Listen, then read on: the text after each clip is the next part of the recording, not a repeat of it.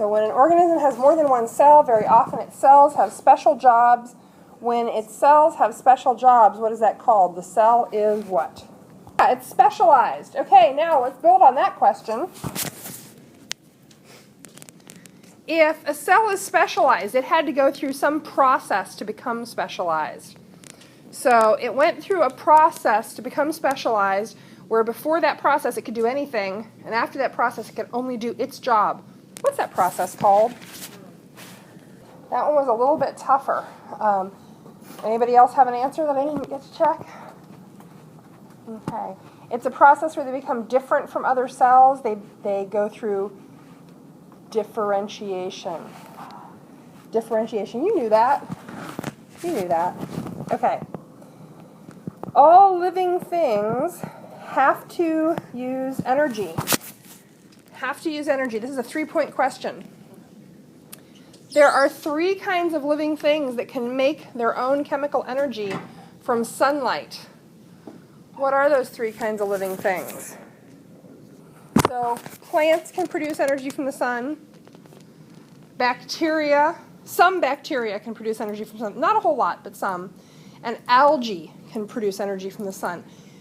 For one more point, what's the process called? Chemical process that those types of organisms use to make chemical energy from the sun. So yeah, plants, algae, some bacteria can perform photosynthesis, and that's a way to build energy from sunlight and carbon dioxide. Okay, next question. Okay. Why? So whether you have one cell or you have a bunch of cells, your cells are always small. Why are cells small?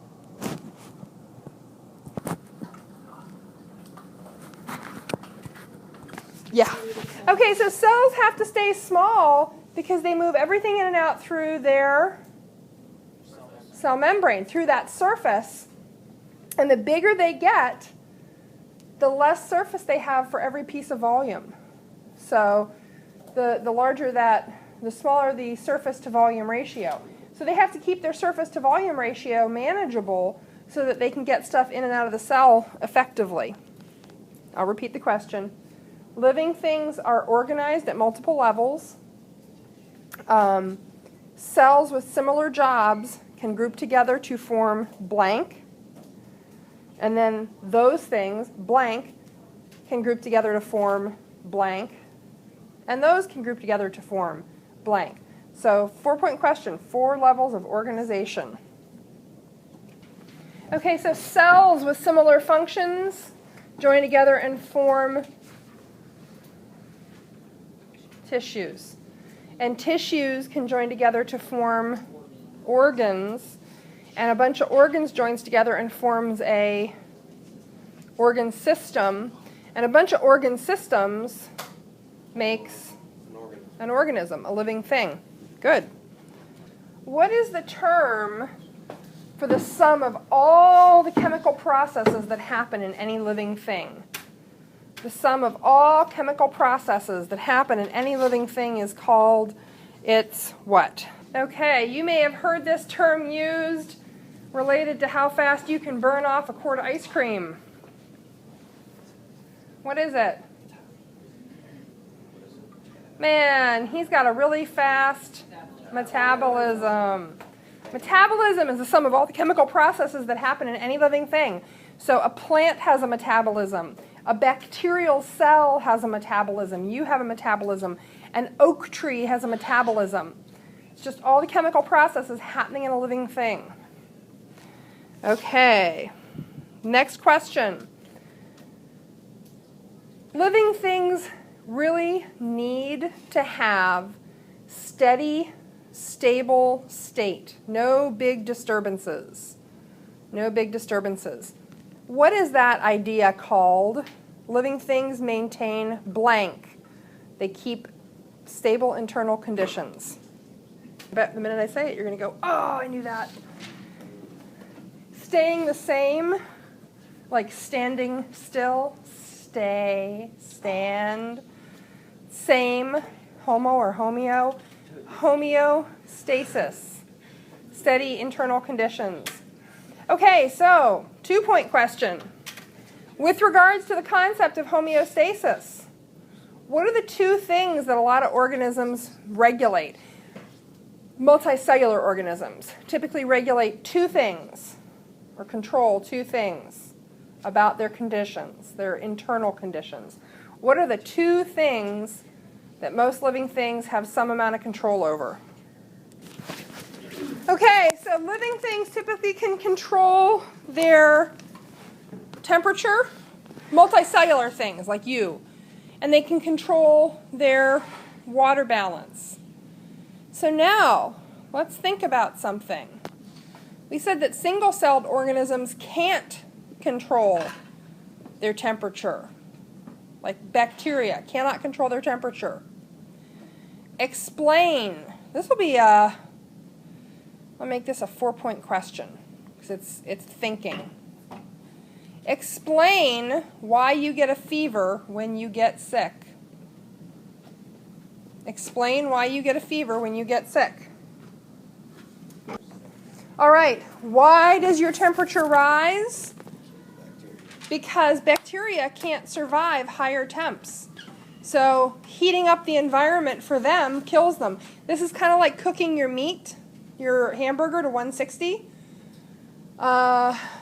They can't survive high temps. So your body heats up in order to kill bacteria.